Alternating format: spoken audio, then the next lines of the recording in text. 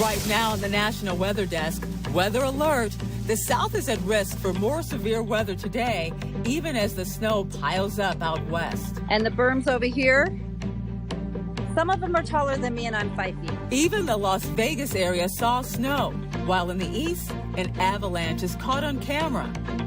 Pollen season arrives early in the Carolinas, turning everything green and yellow. Hay fever season is here, and it's here early. And is it really possible to make it rain? It is a very practical solution. The results have been really good that we've seen so far, and it's been repeatable. From our nation's capital, this is the National Weather Desk. Good morning and welcome to the National Weather Desk. I'm Angela Brown. All eyes are on the South today, where the risk is up for severe weather that could include tornadoes and also hail. The first round of storms arrived last night. Heavy rain and high winds rolled through northern Mississippi, damaging a gas station. There's also plenty of lightning and reports of 1-inch hail.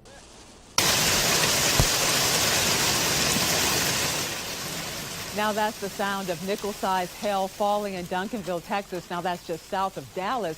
There are also reports of $quarter and $half-sized hail falling in North Texas, but those storms may be just the beginning. Meteorologist Jordan Evans joins us now. So Jordan, what can people expect to see? Angela, it's another repeat setup of what Oklahoma had over the weekend, except the threat shifting a little bit farther to the south. That red bullseye is a moderate risk, a level 4 out of 5. And when the Storm Prediction Center issues this type of threat for severe weather, that means these storms are going to mean business. So we're looking at the timing anywhere from this afternoon into this evening. The expected threats very similar again to what Oklahoma had over the weekend. Those winds up to 80 miles per hour. Tornadoes, unfortunately, we will likely see those this afternoon, and the hail size up to 2 inches as well. The threat shifts farther to the east as you go into Friday. It does weaken just a bit, but more rain and potentially snow for parts of the mid-Atlantic and the Northeast. Very powerful storm system over the next couple of days. All right, Jordan, Washington's Snoqualmie Pass is among those getting another dose of snow. They were expecting several inches of snowfall, up to 14 inches in the overnight hours. Paul Rivera spoke with officials about what this latest round will mean for keeping roads clear and also their snowpack. These late winter, early spring storms, they have a tendency to come in really fast, drop a lot of snow, and then leave. Our crews are out there. They're going to be plowing snow as much as possible, but it's definitely going to still be challenging for drivers. And officials say while they can treat the roads, it also comes down to drivers slowing down so that crashes don't occur, and then they can also keep the pass open. Crews out near Stevens Pass have also been doing avalanche control work this week. But there is one spot where all this could be beneficial. Washington's climatologist Nick Bond says that has to do with the health of the snowpack. We tend to add to our snowpack through the month of March. And so it's great to get some now, because by the time we get into April and May, in most years, we don't get much. And big picture, it could also help our water supply, as currently at the Cascades, the snowpack is at or slightly below average. Not severely so, but something 88% of normal, let's say, 89% of normal. So we're not looking for water supply restrictions in the summer ahead or anything like that. And check out these pictures from the National Weather Service in Tucson, Arizona. Yes, it's snowing there this morning. At least 1 inch is already on the ground. It will likely melt quickly, as temperatures approach 50 degrees. The average high for Tucson today is 72 degrees. There is also snow in southern Nevada. Now check out the snow falling in Summerline that a viewer sent us. Now this right here, get this, is less than 10 miles from the Las Vegas Strip. Here's another view where very big snowflakes are falling in neighborhoods with cacti actually in the front yard. The snow also coated the Spring Mountains near Red Rock. Quite an unusual scene for that part of the country. This week, we have really heard countless stories about people in California, mountain communities being snowed in. Yosemite National Park is really no different and remains closed indefinitely as snow is up to 15 feet. But as Rich Rodriguez found out, getting stuck in Yosemite might not be a bad thing. This is how deep the snow is on Highway 41, just a couple of miles below the south gate of Yosemite National Park. Inside the park, life goes on, even when you're stranded in paradise. This is a road in upper housing, we call it. And they are plowing beautifully. The sun is out today, and it really helps everybody get out and walk and get a little vitamin D. The latest storm dumped 4 feet of snow. You can see the berms are pretty high. You can see the road sign there. And the berms over here, some of them are taller than me, and I'm 5 feet. And you can see the garage is a little bit impeded. And then the stairway I would have to climb is completely blocked. Locals say you have to learn to adapt when living in Yosemite. When you're in the heart of nature, there's always something beautiful to see. Trying to watch the snow avalanche off the edges, that's, a really special thing about the valley in snowy weather like this. Reynolds says the best way to get around is on cross-country skis or snowshoes. Locals are adjusting to life without tourists. With another storm on the way this weekend, it's likely they won't be welcoming visitors anytime soon. Snow is usually measured in inches, but sometimes its weight is more important. Check out these photos that show a warehouse that collapsed Wednesday morning. The extremely heavy snow flattened the building, but one wall was left standing. The snow was so deep, fire personnel, you saw it there, had to wear snowshoes to get to that wall. A snowboarder took a terrifying tumble in New Hampshire. He got caught up in an avalanche. He stopped just before the snow slab started to slide, but it was really too late. The snow carried him to the rocky surface. He was partially buried. He was safe and had no injuries. The Mount Washington Avalanche Center said the avalanche the snowboarder was caught in was large enough to bury and also kill someone. And if you have any plans to check out the cherry blossoms in Washington, D.C., we have some important information for you. The official forecast for the blossoms is out. Meteorologist Veronica Johnson explains they are expected to peak earlier this season because of the warmer winter. A symbol of spring here in D.C., the beautiful cherry blossom trees down by the tidal basin. And hey, we just found out from the National Park Service that peak bloom is anticipated between March 22nd and March 25th. So many events going on wrapped around peak bloom. What have you had to replace in terms of trees over the years with water inundation? We lose about 90 trees a year simply because they've got a 40 to 50 year lifespan, and 3,700 trees, you're going to have to do that. But we have had to remove some prematurely, especially on the south side of the tidal basin where it floods every day during high tide. That sort of brackish water inundates the roots and the trees just can't take it. We had to remove a little more than a dozen of them a few years ago. We'll replace them after the seawalls are repaired, but there's a big stretch of tidal basin over there that doesn't have trees right now. Well, weather is technically starting to shuffle away in the rear view mirror, though it may not feel that way to some in many parts of the country, still digging out after heavy snowfalls. But how do some of the winter numbers actually look? Ryan Mirando takes a look back at a record season in the east and also the southeast. Well, winter is statistically over, so let's talk about how some of the stats impacted our winter season. And it was quite warm here in the east and southeast. Each dot here shows the top 10 warmest winter seasons we just had, all the way up in Philadelphia, down through the Tennessee Valley, and even down into the Key West. Quite a warm winter season for many of us. Here in Macon, our average temperature was 54 degrees when you combine the afternoon high and the morning low. That's running 5 degrees above the average. We had the 6th warmest winter on record. Temperatures were feeling more like San Antonio, Texas, rather than Georgia. And we had the record amount of 80-degree days in February. We had 8 when the record was 7 set back in 2018. In terms of rainfall, it was actually quite an average season for us. We got around 13 inches of rain. It's coming off one of the wettest Januaries on record. We had a dry December and February, giving us an average rainfall season. And a crew for SpaceX and NASA spending this morning in outer space. The company and the space agency launched their latest mission with the Crew 6 team to the International Space Station this morning. The rocket blasted off from the Kennedy Space Center in Florida. Today's launch is part of NASA's Commercial Crew program, which sends astronauts to the ISS on a private spacecraft.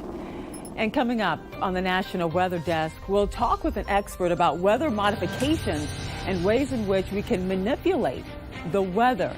And we'll find out why prescribed burns are becoming controversial in Texas.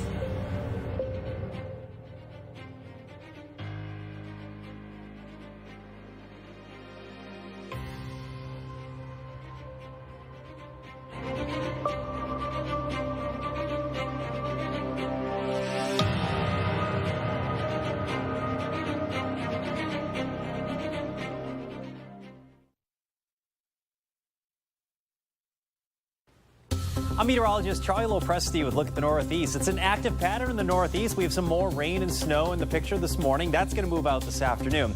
Friday looks great in the Northeast. We're going to see a lot of sunshine with temps upper 30s and low 40s. Now, the clouds are already on the increase Friday afternoon over southern zones. That right there is the most significant storm this week. We will see some snow and we will see some rain over southern areas. Best chance for a foot of snow will be in northern New England.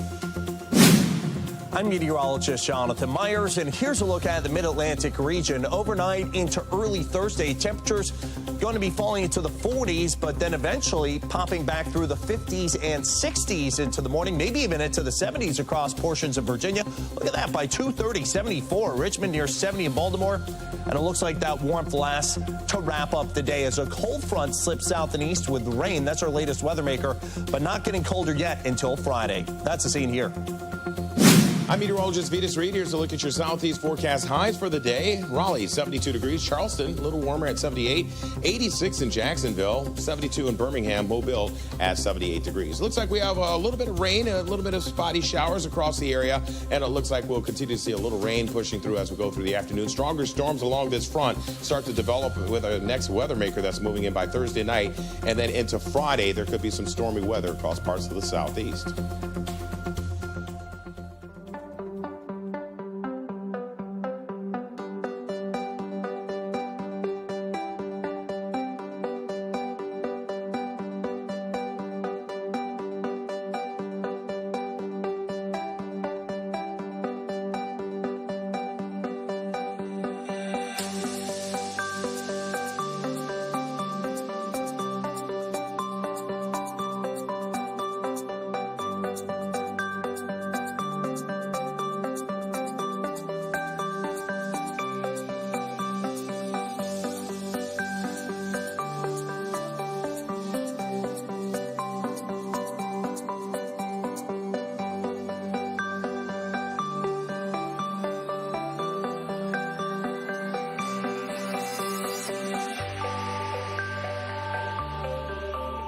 Weather Window, presented by the National Weather Desk. In the Reno, Nevada area, snow upon snow. The stormy conditions for Monday and Tuesday tapered off Wednesday morning, but left behind heavy blankets, which hit cars, hemmed in windows, and at this ski resort, even the door, before making way for the sunshine expected Thursday. To warmer shores and a different coating in Myrtle Beach, and a Wednesday afternoon Atlantic tint from yellow pine pollen. For more content like this, follow the National Weather Desk on Twitter. And you may have heard some of these famous sayings about the month of March. William Shakespeare famously warned about the Ides of March, and Julius Caesar, Ralph Waldo Emerson compared our lives to March weather, calling it savage and serene in 1 hour. Columbia meteorologist Josh Knight explains more about the origins of another well-known saying that's part of weather folklore. March is here, and it's the beginning of the spring months, and I'm sure you've heard the old saying, March comes in like a lion and goes out like a lamb. So where does that come from? It may actually have originated more from astronomy and constellations than the weather. Leo, the lion constellation, starts to rise in the early part of March, and Aries, the ram or the lamb, sets in the later part of the month. It's often used to describe the weather during March as well, but is there any truth to it? Well, on average, the temperatures do warm throughout the month across the United States, but the saying doesn't apply evenly across the country, and certainly not every single year. This week, we can easily find some stormy weather and wintry weather to kick off the month, but as we work our way later into the month, that wintry weather could move back in as well. In some parts of the Mountain West, March and April are the snowiest months of the year. March is known for its wild swings in temperature and storm systems, and the back-and-forth battle between the lion and the lamb can be expected pretty much every year as we look forward to spring and warmer weather. And for allergy sufferers, the warmer weather isn't always good news because it's a sign pollen is coming. And in South Carolina, it's already there. See that green in the ocean? It's not a slick, it's actually pollen. Here's a better shot from another viewer where pollen turns the water a light green. Look at that, or yellow. There's so much pollen in the water, it's practically camouflaging that alligator you see right there. And as Star Connor reports from North Carolina, the early allergy season is creating irritation not normally seen this time of the year. We're seeing patients who are having sneezing, runny noses, itchy eyes, sore throat sometimes from the drainage, and just feel bad from it because the hay fever season is here, and it's here early. Dr. Blair says it's hard to believe we're having this conversation so early in the year. He says a lot of people are experiencing both allergies and sinus issues. Sometimes when you get severe congestion, you will develop a headache. I hear a lot of people talk about puffiness around their eyes, and particularly nose itching, and some people have ear itching. And sometimes when you get a lot of congestion, you'll have fullness of the ears, particularly if people feel like I'm talking out of a barrel or echo. I spoke to some people out enjoying their day who say they are already experiencing the effects of warmer temperatures. Basically, like, I could tell that the pollen is in the air because my eyes start getting kind of irritated. And it's like a certain feeling that I know, I say it's got to be something in the air because I know the way the trees is turning and all that stuff. It's pretty crazy. Like, up there where I'm from, it rains a lot, so even if the little pollen that is around lands on a car, it gets washed off pretty fast. Down here, this has been here for 2-3 days already. Well, it would be nice if there was a way to control pollen levels in the air, but did you know that controlling other parts of the weather really is a real thing?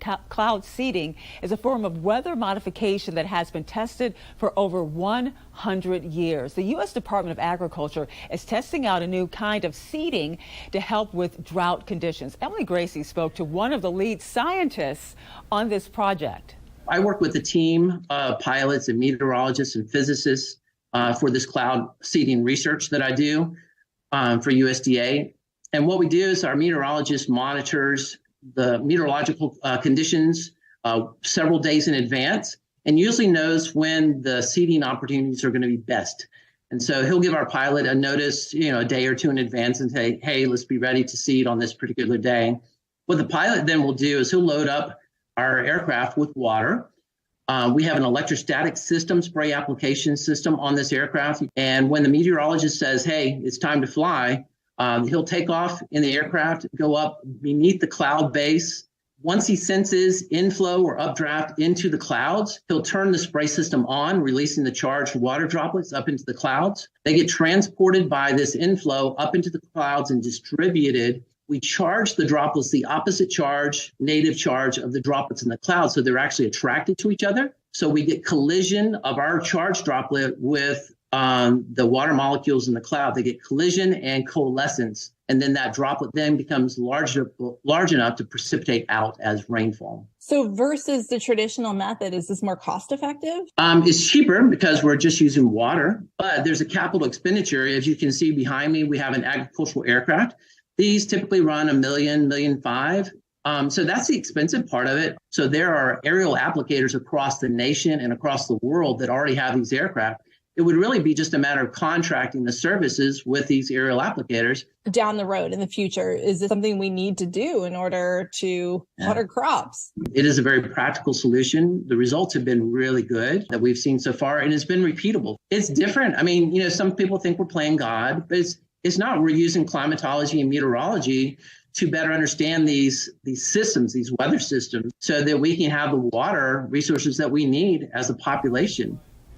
And now here's a flight many of us wish we could take. We have showed you many sightings of the Northern Lights, but this view right here is truly unique. You're looking at the view from an EasyJet flight flying over the Northern Lights in Europe. The pilot flew in a circle to give passengers a really good view. And now to an issue that may not be on your radar, prescribed burns. These fires are set on purpose, often to help reduce the risk of wildfires. Recently in Austin, Texas, a prescribed burn was used to help keep a local spring flowing, but just days before, the weather was at critical wildfire conditions. Jessica Taylor has more. Given the wildfire risk across the state, should prescribed burns be happening at all right now? So when conditions are conducive to wildfire, sometimes those conditions can also be favorable for prescribed fire. Every burn has a specific objective to meet in order for that burn to be successful. Andy McCready with the Texas A&M Forest Service says these decisions aren't based off of just one model. And when the relative humidity comes all the way up to 100%, you basically start to get dew on the ground.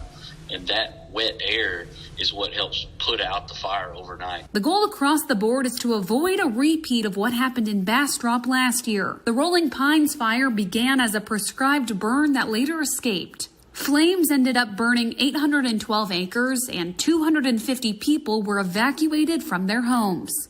Prescribed fires are conducted after very thorough planning, and they are successful more than 99% of the time. And as we head to break, we go to the skies over Montana.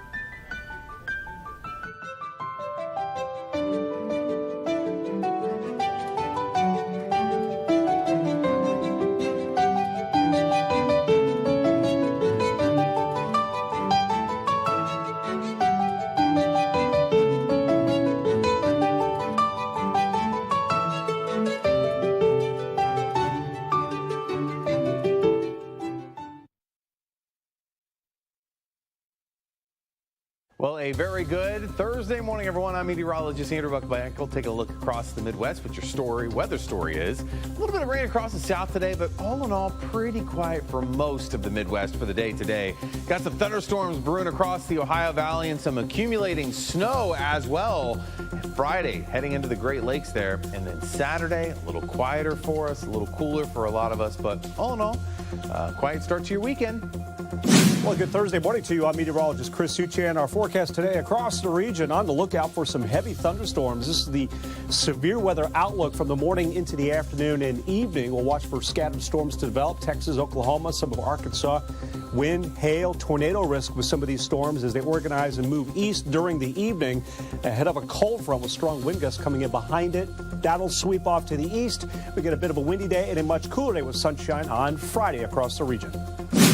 Well, hi there, everybody, and happy Thursday morning. I'm meteorologist Shannon O'Donnell. Out west, we're trying to settle down from one storm, but the next one is on the way in. Some sunshine over the Sierra Nevada, where we've got loads of mountain snow up at the resorts at Tahoe. 46 out of Albuquerque today. It's still chilly, 26 out of Jackson Hole. But the next weather maker, this disturbance dropping into the Pacific Northwest. Rain, wind, and heavy mountain snow through parts of the Cascades and Puget Sound later today. And that's the scene from here.